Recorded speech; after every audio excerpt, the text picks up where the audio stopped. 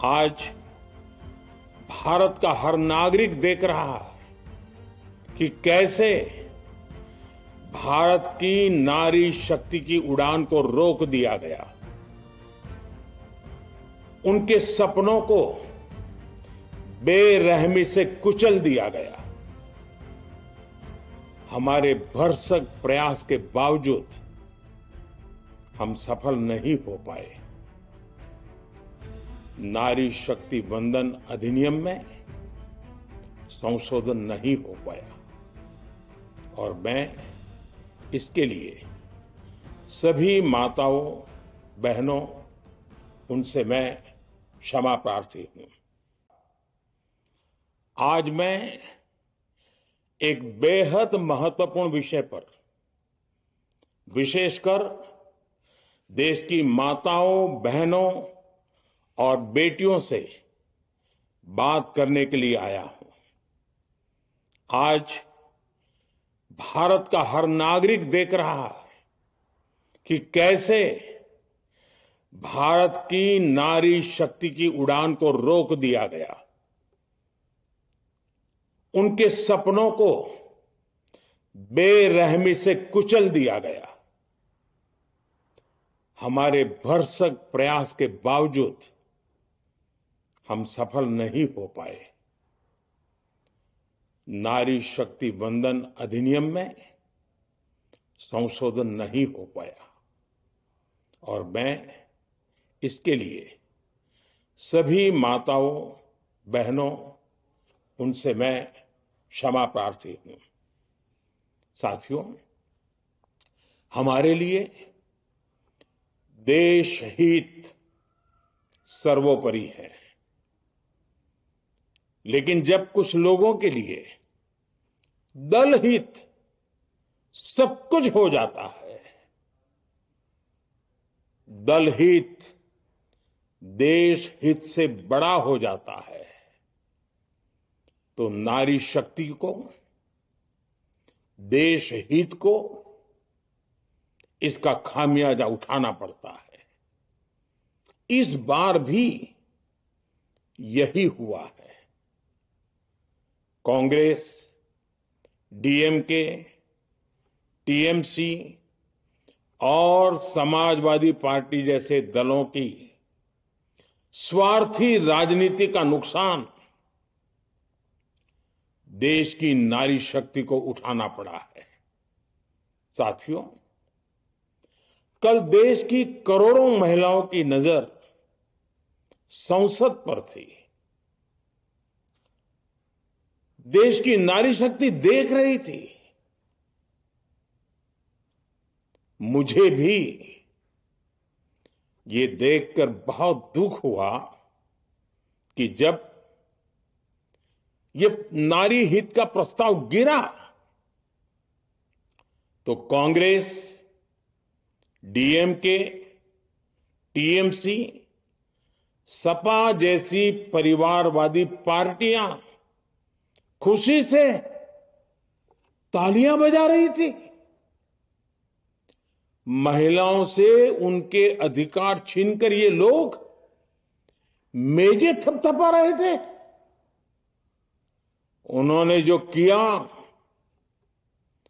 वो केवल टेबल पर थाप नहीं थी,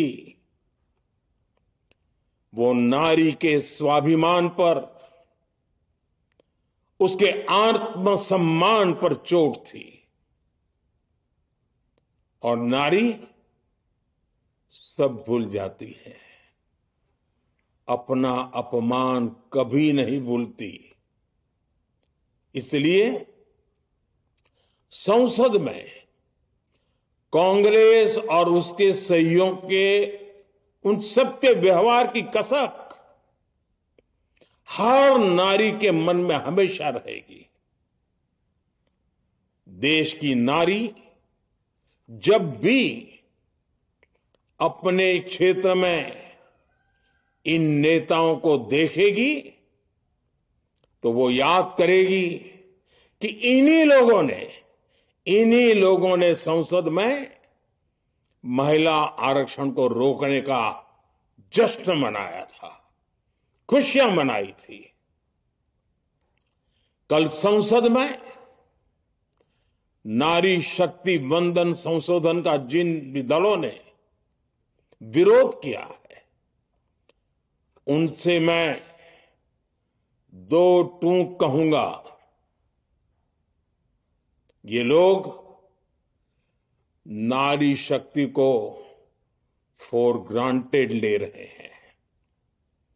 वो ये भूल रहे हैं कि 21वीं सदी की नारी देश की हर घटना पर नजर रख रही है।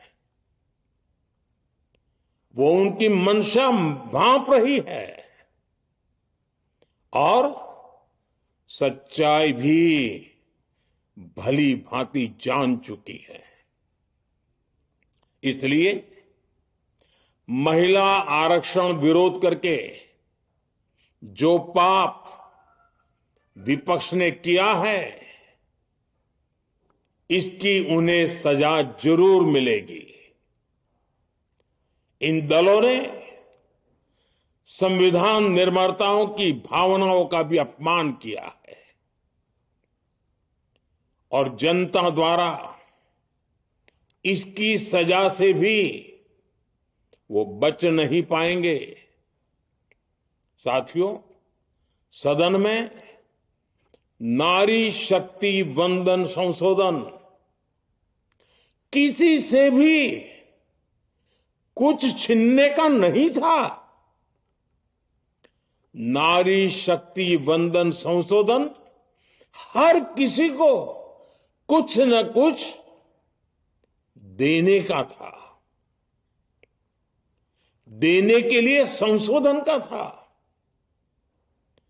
ये 40 साल से लटके हुए नारी के हक को 2029 के अगले लोकसभा चुनाव से उसका हक देने का संशोधन था। नारी शक्ति वंदन संशोधन 21वीं सदी के भारत की नारी को नए अवसर देने, नई उड़ान देने, उसके सामने से बाधाएं हटाने का महायज्ञ था। देश की 50% यानी आधी आबादी को उसका अधिकार देने का साफ नियत के साथ, ईमानदारी के साथ किया गया एक पवित्र प्रयास था।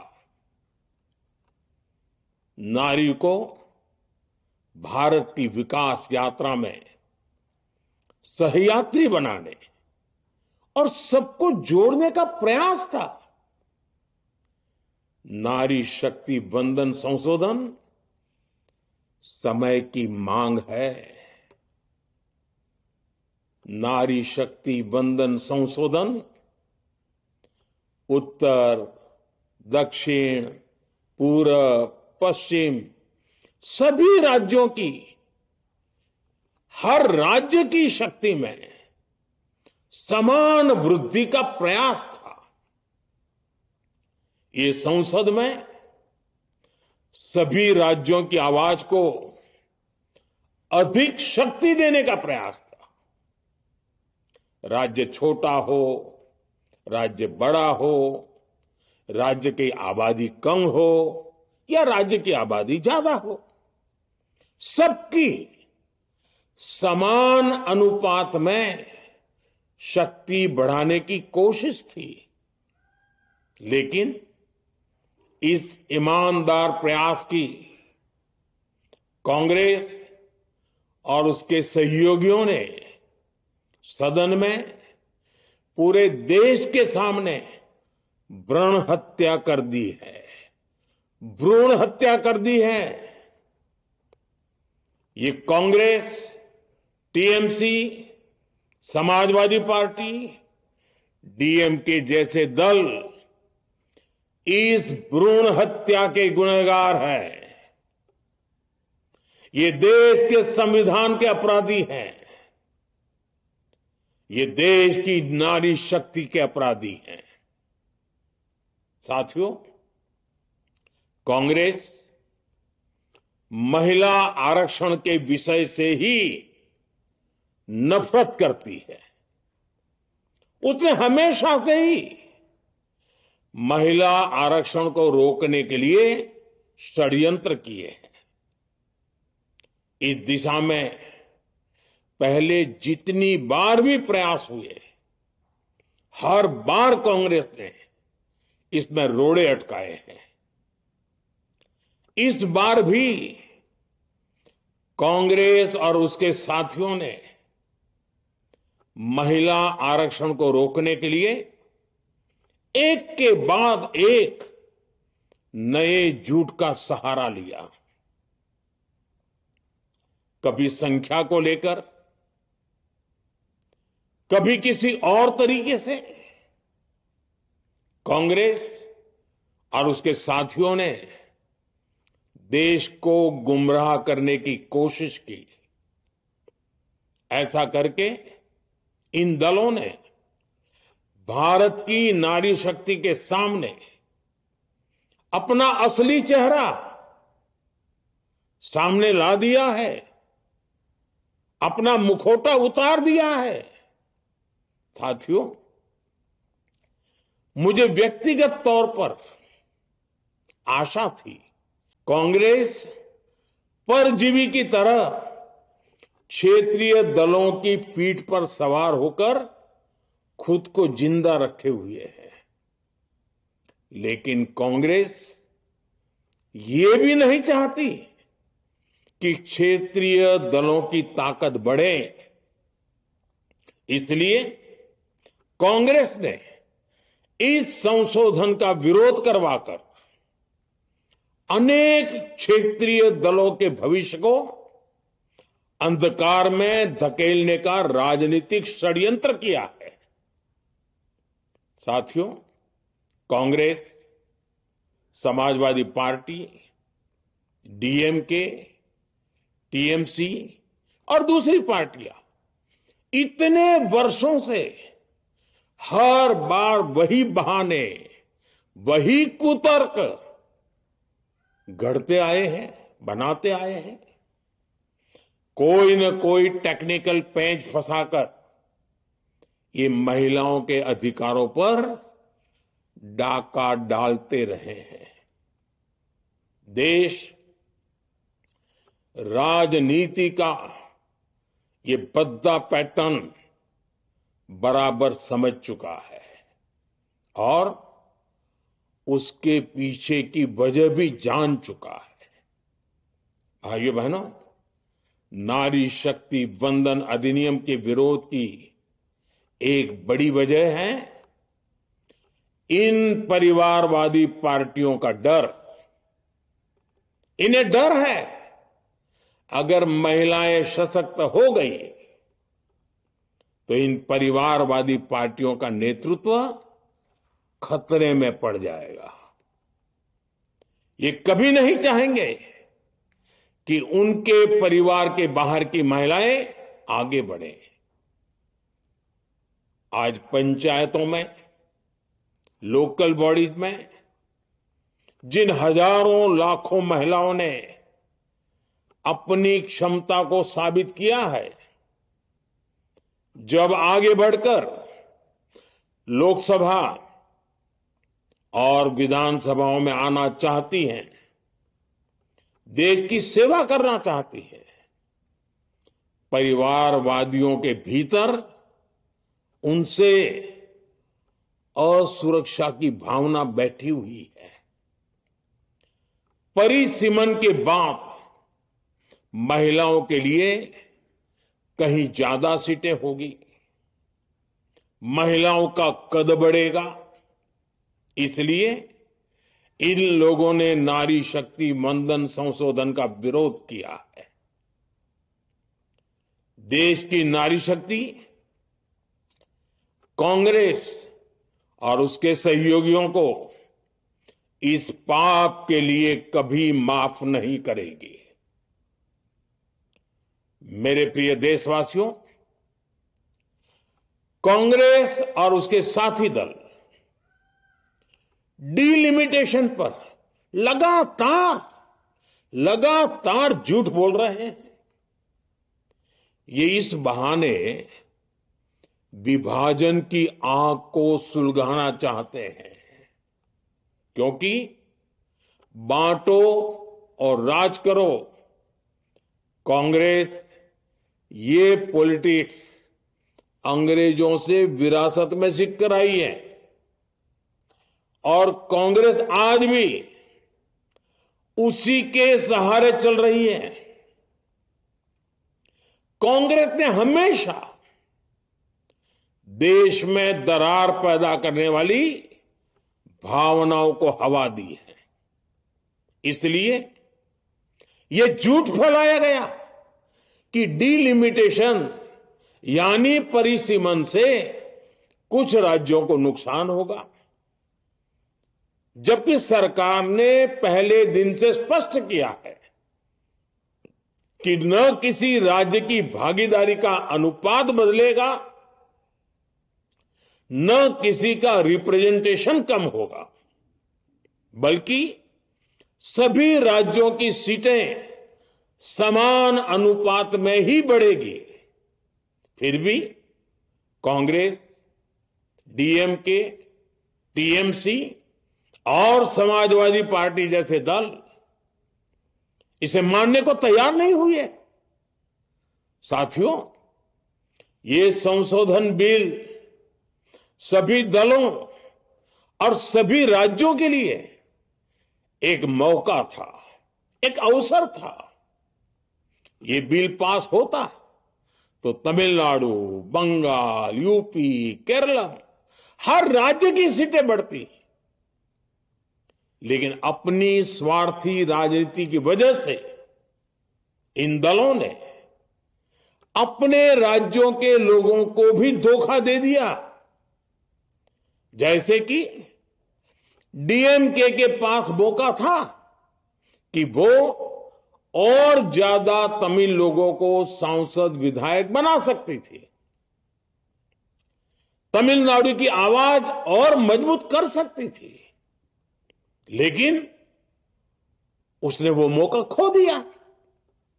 टीएमसी के पास भी बंगाल के लोगों को आगे बढ़ाने का मौका था, लेकिन टीएमसी ने भी ये मौका गंवा दिया। समाजवादी पार्टी के पास भी मौका था कि वो महिला विरोधी छवि होने के दाग को कुछ कम कर सके, लेकिन सपा भी इसमें चूक गई। समाजवादी पार्टी लोहिया जी को तो पहले ही भूल चुकी है। सपा ने नारी शक्ति बंधन संशोधन का विरोध करके लोहिया जी के सारे सपनों को पैरों तले रौंद दिया है। सपा महिला आरक्षण विरोधी है। ये यूपी की और देश की महिलाएं कभी नहीं भूलेगी। साथियों, महिलाओं के आरक्षण का विरोध करके कांग्रेस ने फिर एक बात सिद्ध कर दी है। कांग्रेस एक एंटी रिफॉर्म पार्टी है। 21वीं सदी के विकसित भारत के लिए जो भी निर्णय, जो भी रिफॉर्म जरूरी है, जो भी निर्णय देश ले रहा है, कांग्रेस उन सब का विरोध करती है, उसे खारिज कर देती है, उस काम के अंदर खलल डालती है। यही कांग्रेस का इतिहास है और यही कांग्रेस की नेगेटिव पॉलिटिक्स है। साथियों, ये वही कांग्रेस है जिसने जनधन, आधार, मोबाइल, स्त्री शक्ति का विरोध किया। कांग्रेस ने डिजिटल पेमेंट्स का विरोध किया। कांग्रेस ने जीएसटी का विरोध किया। कांग्रेस ने सामान्य वर्ग के गरीबों को आरक्षण का विरोध किया। कांग्रेस ने ट्रिपल तलाक के विरुद्ध कानून का विरोध किया। कांग्रेस ने आर्टिकल 370 हटाने का विरोध किया। हमारा संविधान, हमारे कोर्ट जिस यूनिफॉर्म सिविल कोड, समान नागरिक आचार संहिता को, यूसीसी को जरूरी बताते हैं, कांग्रेस उसका भी विरोध करती है। रिफॉर्म का नाम सुनते ही कांग्रेस विरोध की तख्ती लेकर दौड़ पड़ती है।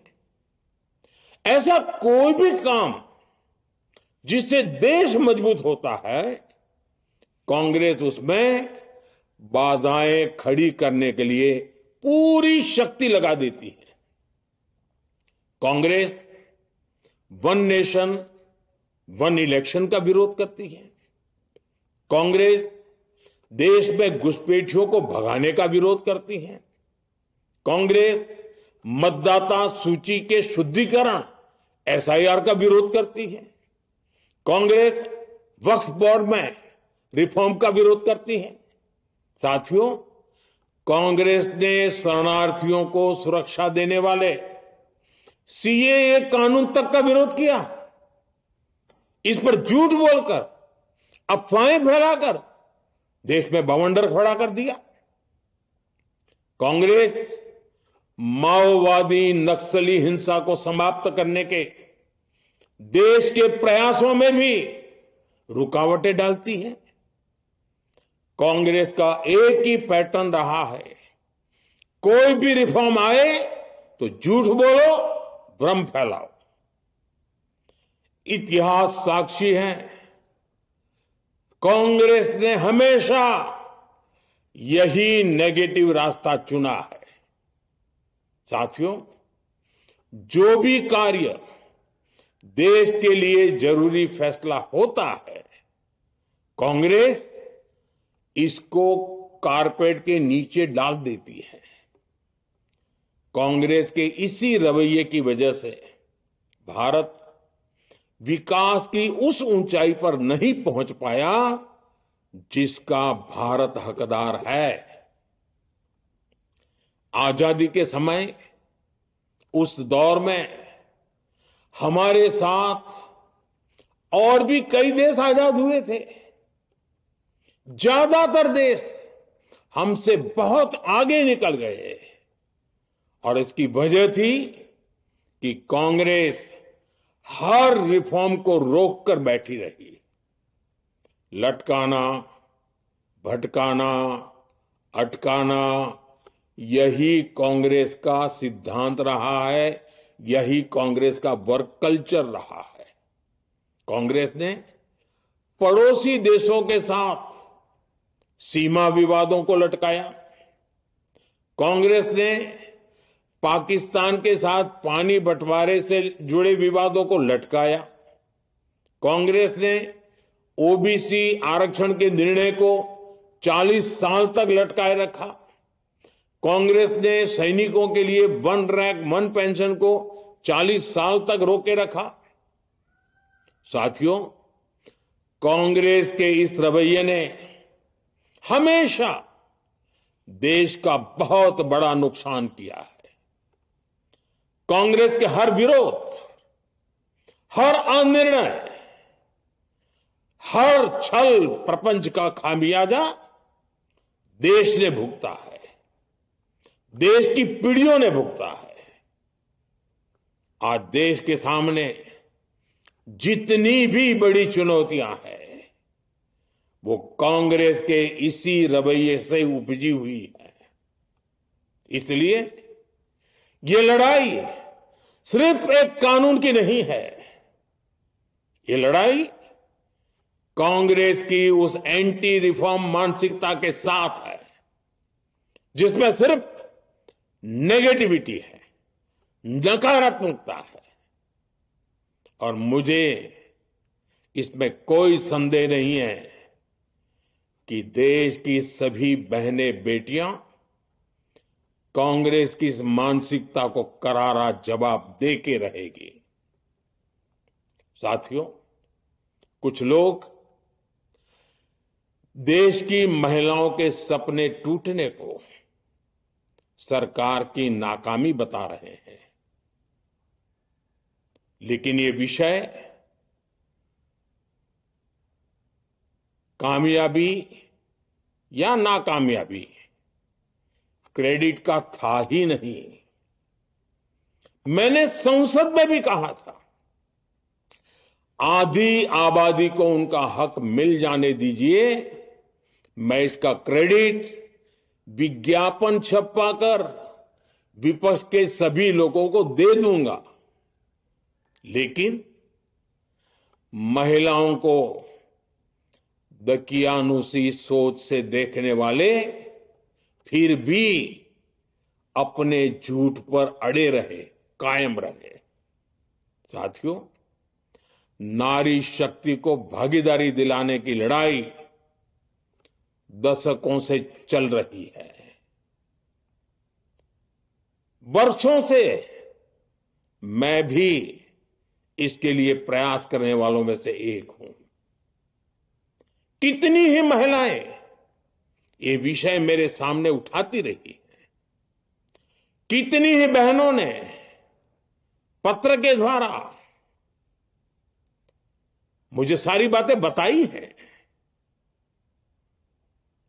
मेरे देश की माताएं, बहनें, बेटियां, मैं जानता हूं आज आप सब दुखी हैं। मैं भी आपके इस दुख में दुखी हूं।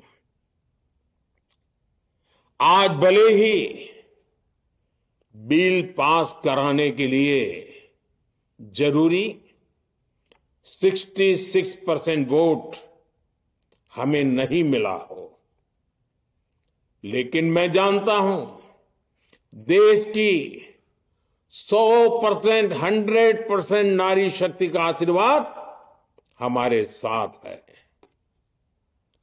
मैं देश की हर नारी को विश्वास दिलाता हूं, हम महिला आरक्षण के रास्ते में आने वाले हर रुकावट को खत्म करके रहेंगे, हटा करके रहेंगे। हमारा हौसला भी बुलंद है, हमारी हिम्मत भी अटूट है और हमारा इरादा भी अड़िग है।